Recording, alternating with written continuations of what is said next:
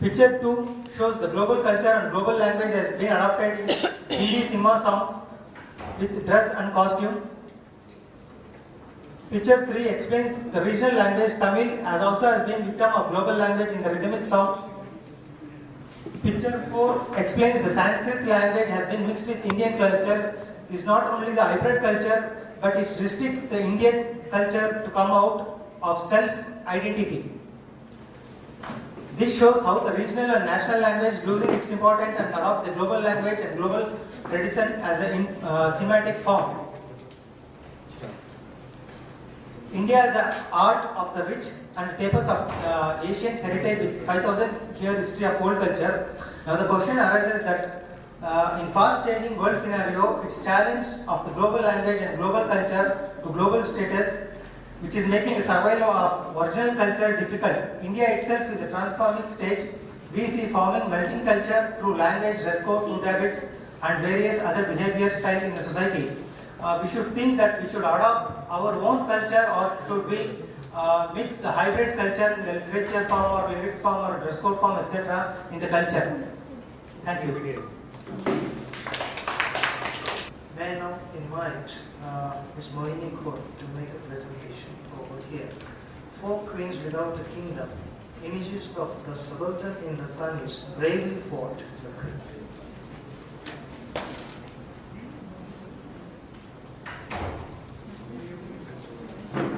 My paper is about a successful contemporary playwright, successful in both literary terms and in box office terms, who has shown a distinct concern for subaltern figures in his drama.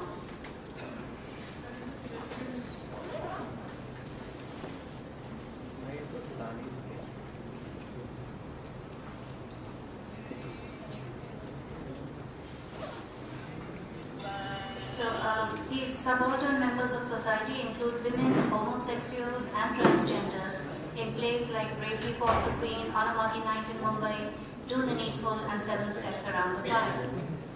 The women in the play belong to an affluent business background and, in their remote ivory towers, as it were, could well be projected as queenly presences. However, as wives, daughters-in-law, and sisters too, for that matter, we find them in an unenviable subaltern position. Neglected by their husbands, subjugated by their mother-in-law, restricted and treated harshly by their brother, they are isolated, lonely, unfulfilled, and prisoners in that situation. The extent of their unhappiness and the mental disturbance it has caused them is seen in their creation of a fantasy lover, similar to the fantasy child in Who's Afraid of Virginia Woolf by Edward Albee. Their situation is comparable to that of the bonsai they receive as a gift. The bonsai is typically looked upon as beautiful, enforced conditions it is subjected to: deprivations, restriction, pins, clips, twisting, manipulating, systematic pruning, and settles down to continue its life as normally as is possible. It even bears fruit, though it is unnaturally small fruit, desire, as one of the characters calls it. The plant, like the women in the play, has no way to resist or retaliate. The horror of it strikes us when we realize the bizarre fruit is an analogy for the abnormal child that Dolly has born. Considering costumes to wear at a fancy dress ball, Dolly, the elder daughter-in-law, rejects the suggestion of a queen's costume in favor of the costume of the Tawai. Dolly has become so meek that she cannot relate to the role of a queen. Her only aim in life is to please the men in the family, like a Tawai. But Alka, the younger one, is more spirited still in spite of being subjected to the same conditioning. She has suffered at the hands of her brother, having her hair burned as a punishment for riding on a scooter with a boy, and has been tricked into marrying a homosexual. She relates gleefully to the image of a warrior queen, asking for armor and a wooden sword that she can swish around. The title of the play refers to the famous Bundelkhandi poem about Jhansi ki Rani. Khoob ladi mardani, wo to Jhansi wali Rani thi. Rani Lakshmibai fought to the death like a lioness. Her bravery is seen as so unusual in a woman that she can only be described by using a mutation of a masculine noun, Mardani, the woman who is brave as a man. She put up an admirable fight, but it was a losing battle by definition. Alka tries gamely to put up an opposition and to find some avenue for self-expression, but her spirit has been severely depleted and her effort is half-hearted, and she too is bound to be defeated. Through most of the action in Act 1 and 3, a Thumri plays in the background in the voice of Naina Devi, a real-life queen who gave up her kingdom to pursue the socially unacceptable route of a singer's life. Moreover, the genre she chose to expound was the Thumri, considered the province of professional entertainers. The analogies are clear. Dolly doesn't dare to aspire to be a queen, and Alka is doomed to lose her unequal battle. It is no longer possible for these stunted, even twisted specimens to speak out and make their voices heard. It is the hallmark of the subaltern that he cannot make his voice heard. Neither of the sisters is capable of making any Nora-like gestures. In Act 3, Dolly does tell Jiten that she will leave him, but they both know that it is impossible for her to make good her threat. The patriarchal setup in the family consists of the two Trivedi men, Jiten and Nitin, two brothers married to the two sisters. They are seen involved in unscrupulous negotiations at the business level and at the personal level too. They are engaged in marketing apparel for women, but refuse to consider the opinions of women about the controversial advertising campaign. Jiten dismisses the women in the survey as a bunch of screwed up women. He thinks he knows better than them. After all, it is the husbands who will buy the garments for their wives. Jiten is exposed as a chauvinist and a wife beater, just as his father was. The question arises by his father and also acts under instruction of his mother, who emerges as a she patriarch.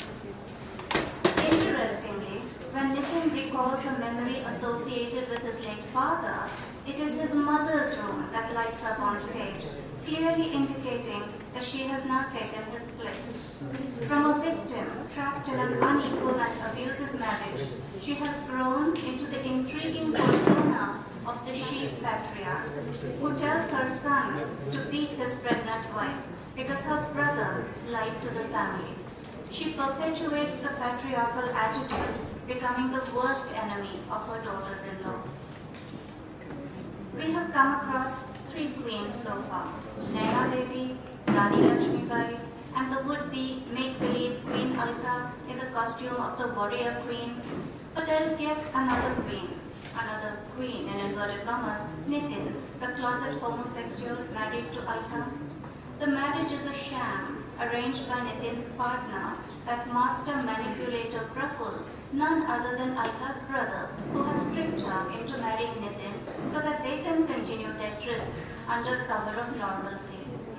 Alka dare not protest, for fear of Praful, who has once burned her hair to punish her, for fear of Jiten, who has once had her thrown out of the house, for fear of Ba, who hated violence against herself, but channelizes her son's aggression against her daughters-in-law. It is an intricate matrix of lies, deceit, violence, misery, suppression that is unearthed. Mahesh Dattani's message seems to be that much cruelty is perpetrated in the quest for social approval. Do away with hypocrisy and the problem is quite simply solved. Relinquish these Ibsenian ghosts, the gloom of oppressive, outdated ideas, and a lot of unhappiness can be eliminated. Ibsen-like, his message is a clarion call to shed lights, break the shackles of society, to have the courage to uphold one's own truth, whatever it is. Naina Devi had to give up her kingdom to pursue her passion for the Thumri. She fought social rejection, but persevered openly in her chosen path, and ultimately came to be known as the Queen of the Thumri, acquiring another, more meaningful kingdom. Rani Lakshmibai confronted the British and fought to the death, losing her beloved Jhansi, but winning an immortal place among the braves of the country. As for Alka and Nitin, living a lie, masquerading as a normal, happily married couple for the sake of society's approval, both have suffered needlessly in the name of social acceptance. If only Nitin and Praful had been able to emerge openly as an avowed homosexual couple, poor innocent Alka needn't have been cheated out of the kingdom of happiness that is surely her birthright. As Lalita says, if only Alka would stand long enough in the rain, the mud would wash off. That's what Naina Devi did, with the support of her husband. Nitin is a far more gentle and decent person than Jitin. He's kinder to his wife.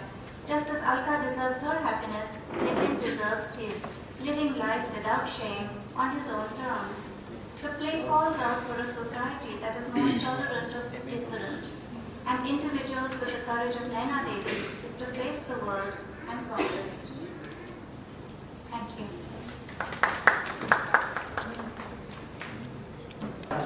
Nidhi Khatana will make a presentation on searching and, into brackets, creating identity, a study of Bharati Mukherjee's novel. Ms. Nidhi Khatana, please.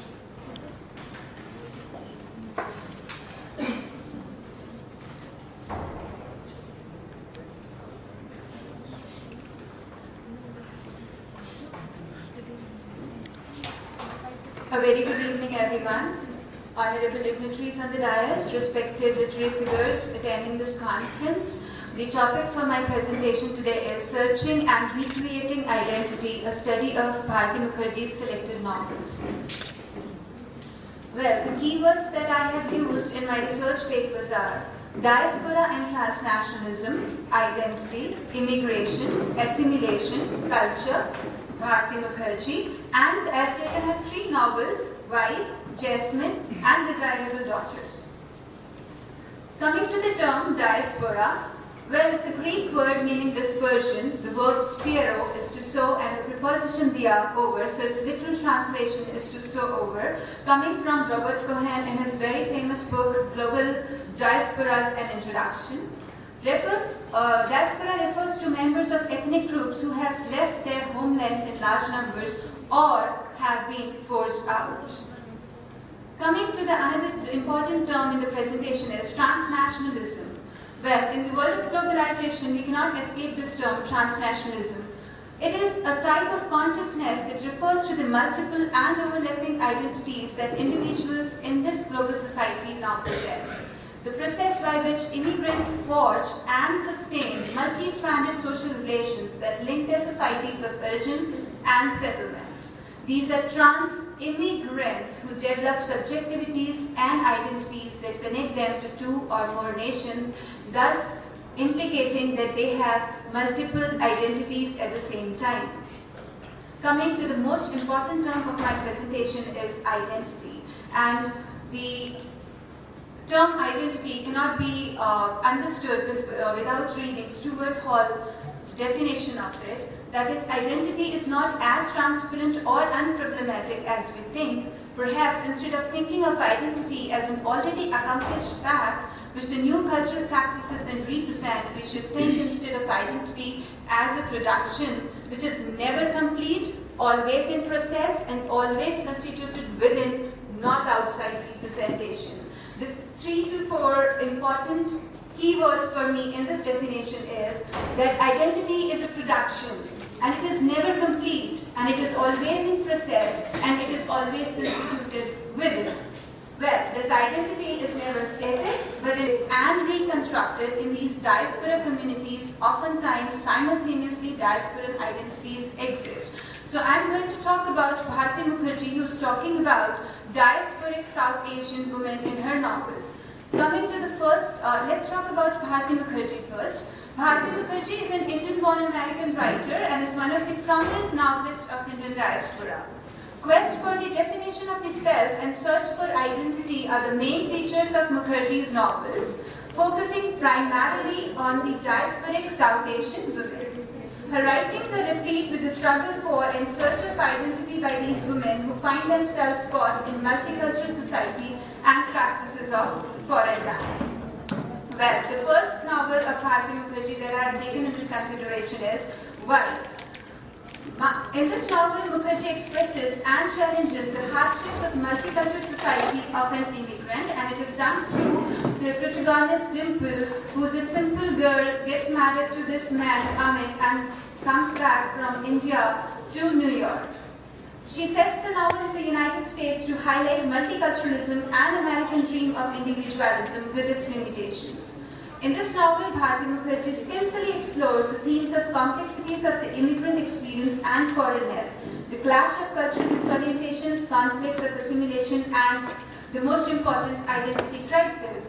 What Bharati Mukherjee has presented in this novel through the main character, Dimple, is that Dimple, throughout her journey in America, keeps oscillating between two cultures. And the two important events of the novel, that is her self-imposed abortion and her atrocious assassination of her husband, flaunts this weakness in this character who is not able to come to the terms with her own identity. Coming to the next novel in the magnum opus of Bharati Mukherjee, that is Jasmine. Jasmine is the story of a village protagonist, Jyoti, whose journey takes her from village Hasanpur, it's a small village in Punjab, to Florida, to New York, to Iowa, and as the novel comes to its close, she is about to set off to California. Well, Jasmine metamorphoses herself constantly during this journey, which starts from Jyoti, the village girl in Hasanpur, to Jasmine, the city woman, to Jazzy, the undocumented immigrant, to Jace, the Manhattan nanny, to Jane, the Iowan woman who enters the story. So we see this one protagonist, one female protagonist who happens to be in America, illegally immigrating from a small village, Hasanpur, Punjab, and how her identity keeps changing every time she changes a place. And we should keep in mind that every time the name of Jyoti changes, the name is given to her. It is not a name that she gives herself. The name is given to her, in a way identity is given to her, and she adapts herself to this new formed identity. But at the same time, while transforming into these different roles, one identity never gets erased completely after possessing the new identity. The previous identities remain there in the subconscious mind, thus creating a multiple identities in one person, and that is Jasmine in the novel. Hence, it's a story of dislocation and relocation as the protagonist continually sheds her existing role to move into other roles. Well, according to Bharati Mukherjee, an immigrant's life is in fact a series of reincarnations, and I would like to say very one important statement of Bharati Mukherjee through this novel is about immigrants' life, that there are no harmless, compassionate ways to remake oneself. We murder who we were so we can rebirth ourselves in the image of dreams. So this way, Bharati Mukherjee is talking about the immigrants, the reality of diasporic South Asian women who immigrates to United States in this particular context. Thus, Jasmine's life is a process of migration from one place to another, from one identity to the next. Coming to the third novel of my research paper, and the last one is Desirable Daughters. In Desirable Daughters, again, the creation of identity emerges as a continuous process, forever transforming and never truly complete. Tara, who is the protagonist of this novel, views herself through the ever-shifting lens of culture, her identity and consciousness contingent upon whether she chooses to accept or reject certain aspects of both Indian and American culture. As she continues to develop new selves throughout her life, Tara comes to accept that she will never be simply American or Indian, but rather dispersed between these categories of identity. Well, Tara possesses many identities at one time, yet she seems comfortable with her multiplicity, which allows her the freedom to assimilate while at the same time retaining the aspects of Indian culture that she wishes to preserve. Thus, as I said earlier as well, that when a character transforms into another identity, the previous identity never gets erased. Hence, it's giving rise to multiple